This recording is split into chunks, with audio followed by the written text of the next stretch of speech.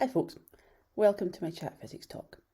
My name's Sneddon and I'm a physics teacher in Scotland.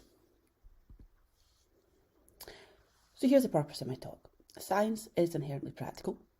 That is the reason I enjoy it. We wouldn't know all the things we did if it wasn't for experiments. In Scottish schools, science classes are limited to 20 pupils. That's been the case since I was at school. And our classrooms are designed like that. So that puts us alongside subjects such as art and technical and music. And that shows that there is a difference between these subjects and ones like history, French or English. But science is also a highly content-driven subject, so in many ways it sits between every other subject. In our benchmarks for the Curriculum for Excellence, in the junior years, virtually every benchmark is knowledge-based. There's very few that are skills-based. So there is a huge pressure to get through a large amount of content. So the trick is selecting practical work that supports the learning and enhances the understanding. In this talk, I'll cover the ways that I make practical work run smoothly in my classroom. So I spend a lot of time mentoring students and NQTs. And I think when students are observing us, sometimes we do make it look easy. We've been doing this a long time and a lot of our processes have become automated. So we don't even notice all the decisions that we've made. So I've spent time with them in breaking down the elements of practical work. So when they're watching me and when I'm watching them, we can talk about the decisions, we can model what we're doing. So in my mind, the three key elements of practical work are the physical aspects of it, with pupils not just sitting in their seats. There's the clear instructions, and there's getting the timing correct. So I'll talk through each of these, and then I'll talk specifically about an electricity topic that I've written for our department.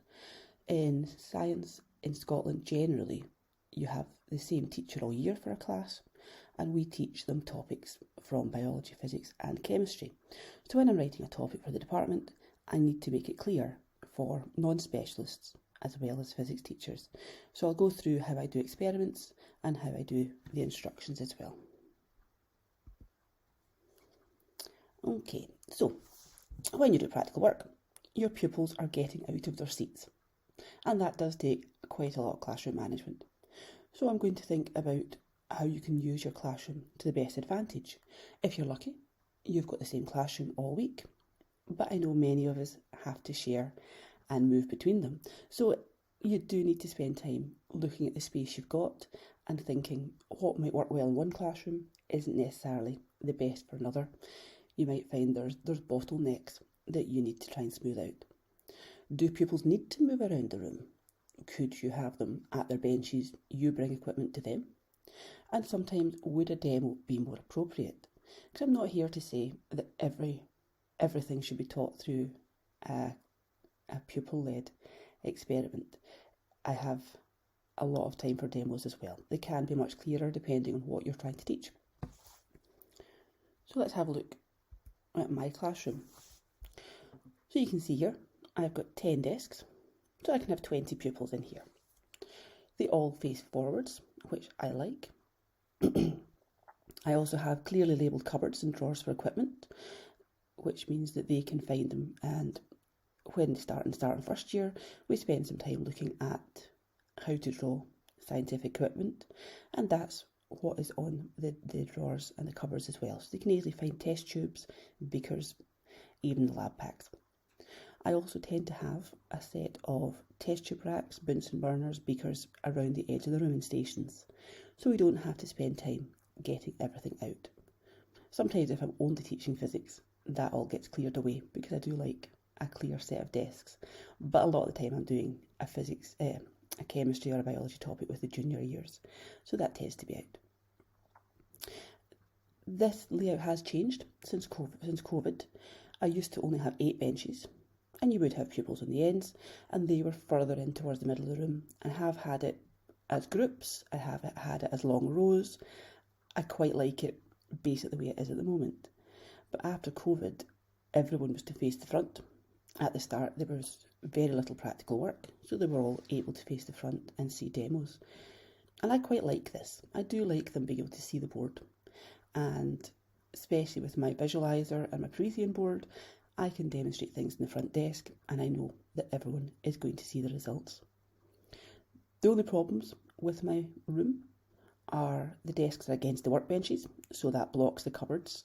So if I need to get stuff out, I try and remember before pupils come into the room. And there's cupboards above my workbenches, which do limit the space for tall clamp stands. And also, I can't put that many displays up there. But I have had this room a few years, so I have worked out the ways to make it work. As you can see, the front's quite narrow, so I tend to only have pupils coming out, one from each group, to collect things. I don't tend to let them all come out at once, because otherwise it gets into a bit of a guddle.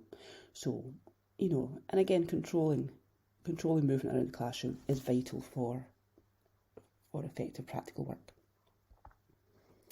For instructions, the purpose of the instructions are so that pupils can understand the steps they're taking, and they can hopefully know why they're doing this experiment. We've all had times, I'm sure, especially earlier on in their physics teaching career, where we've had pupils not clear why they're doing that. We also need to know how to use the equipment, so I would definitely demo unfamiliar equipment before they leave their seats, so that we're not wasting time having to explain that as we go around. For example, a Newton balance, a multimeter, any of these things. So here's the kind of thing that I would do then. Here we have some sample instructions from a chemistry topic for acids and bases. I've brought the instructions across from an existing PowerPoint written by a different teacher. So it's clear, there's no problem with these instructions. The pupils just have to read them and they'll know what they have to do. So I'll read through these first of all on my Promethean. I'll ask them what they're going to do each stage, do a bit of call and response, asking a variety of pupils. So they all have to be listening. But I also know that once they get out their seats and start doing the experiment, there's a temptation to call for help from the teacher rather than doing it for yourself. So what I do as well, I've got a whiteboard up against a bench. It's a portable one. I'd like to have it on the wall.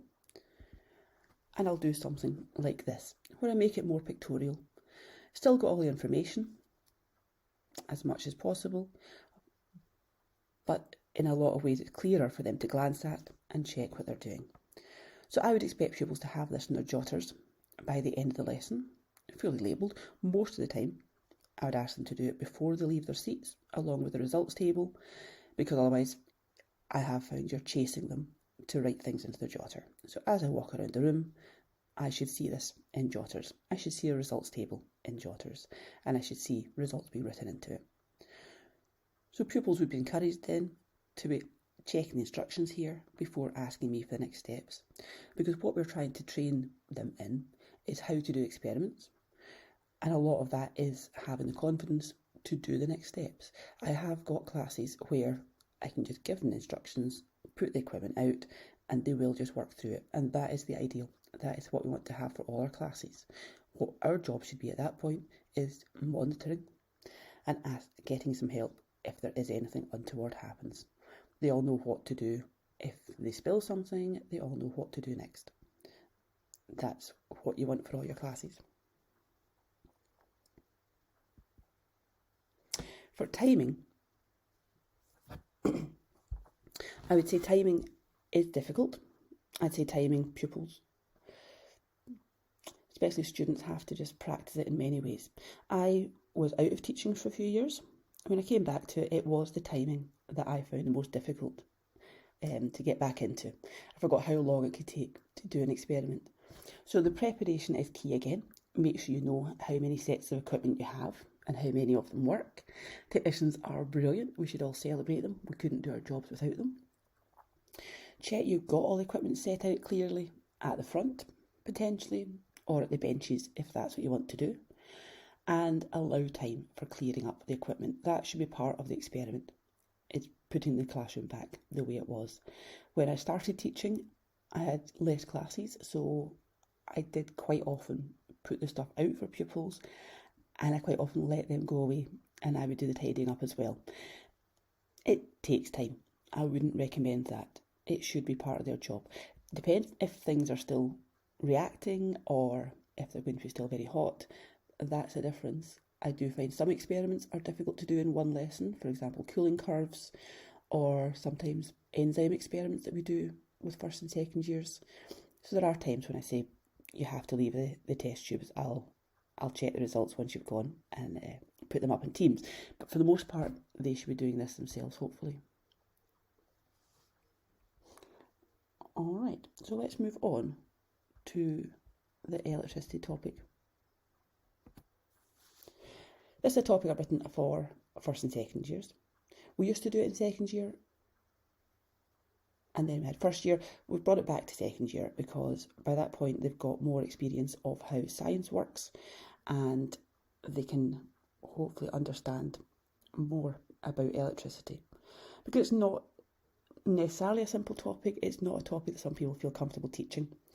So the main tips that I tell to the rest of the staff, particularly non-specialists, is if you're doing qualitative information, you want to plug a circuit in, see what happens, how the bulbs light, use the equipment.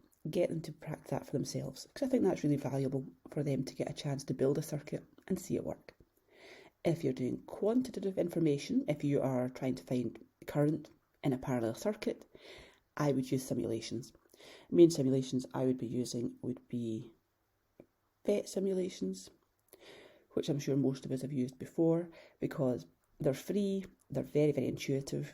I share the link with my students. I ask them to go away, build me some circuits, take some screen grabs, send me what they've done. And that's a lot of fun for them. The other thing that I think is vital is to teach students how to do fault finding, because we've all stood in a room with 10 groups of pupils all trying to build circuits, and you're being called every direction because their circuit doesn't work. And you go across, they've built it correctly or wrongly, there's loose connections, it takes a lot of time, it's frustrating for everyone involved. So I do make sure that they take the time to learn how to hopefully identify what's wrong with their circuit before they call me across, because it's quite tempting to go across, look at what they've done and just reach in and start fixing it. That doesn't help anyone. It makes them think that electricity is magic. It makes them think they can't do it for themselves. They've no idea what you've done to fix it, and it doesn't help them to learn. But if they spend time, if they've got 2 batteries and 2 bulbs, and they start to check if one battery and bulb works, they know that's fine. They check the other battery and bulb, it doesn't work. They can narrow it down to the fault within that circuit. And so all I should have to do is help them if there's something more unusual happening. You know, if the multimeter is giving odd results, something like that. They should be able to do the basic circuit building for themselves.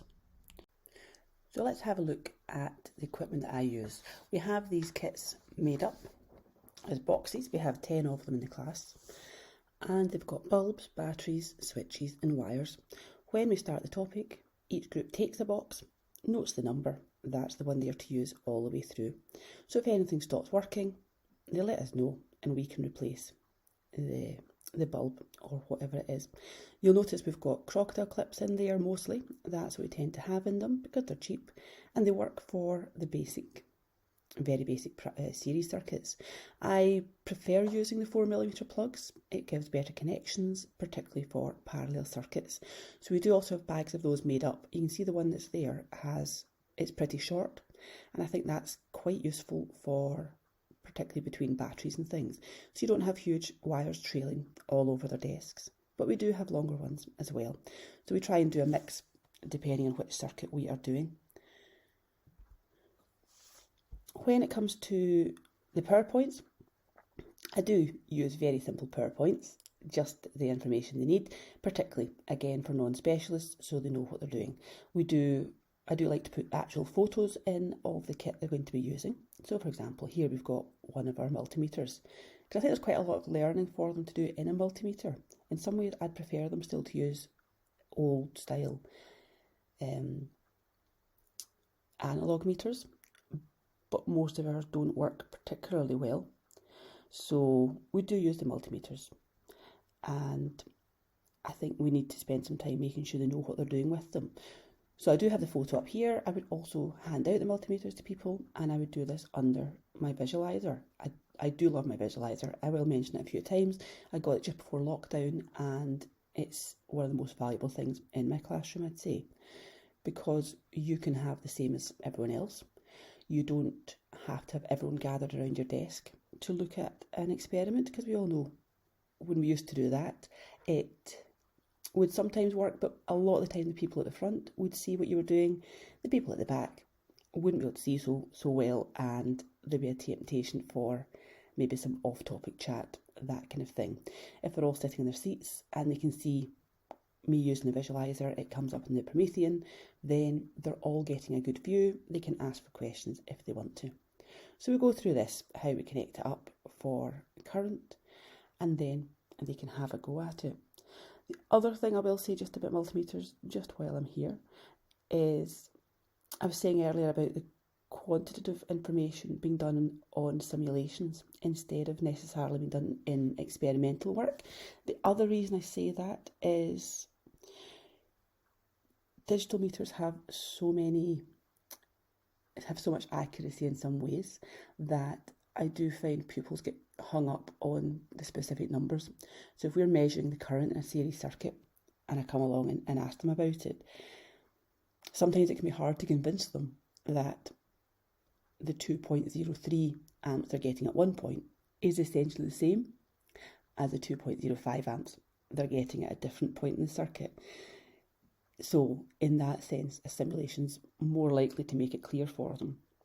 They might be more convinced that the current is staying the same.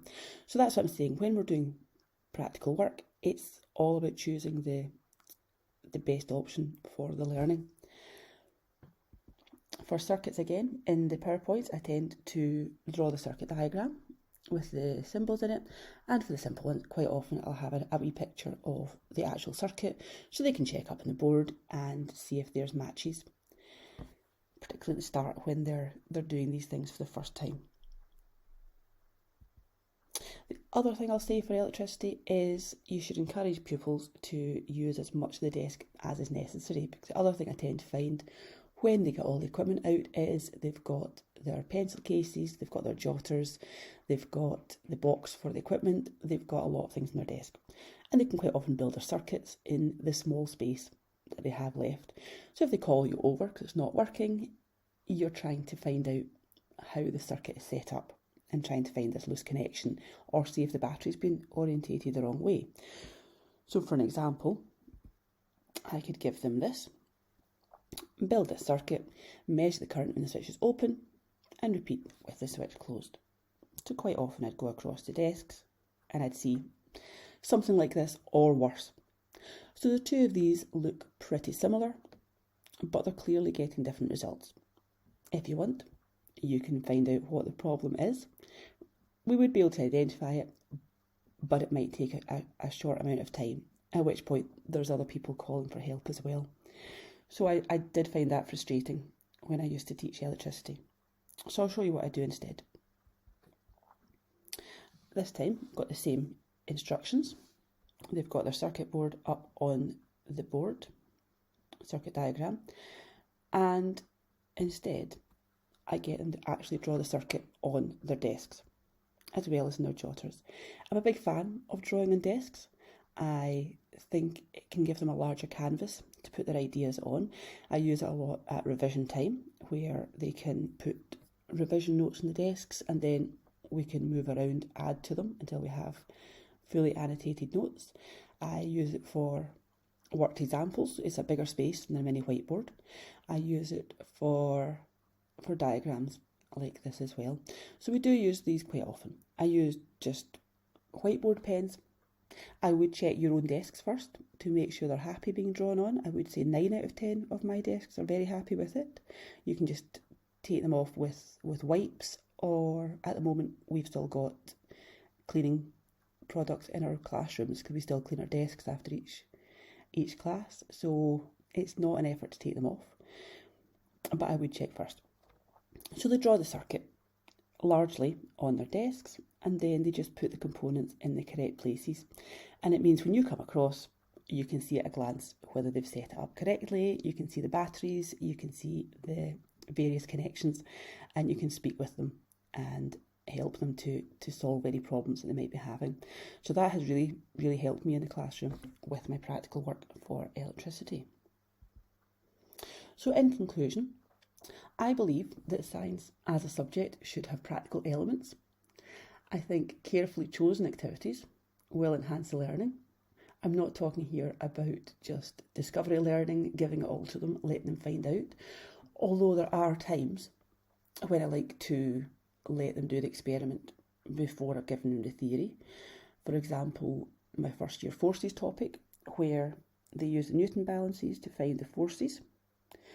We look at the massive objects that they've lifted up, and they start to get the realisation that there's a constant relationship between weight and mass, and that can bring us round to gravitational field strength. But most of the time for experiments, I would do the theory first, and then you're confirming it with the experiments.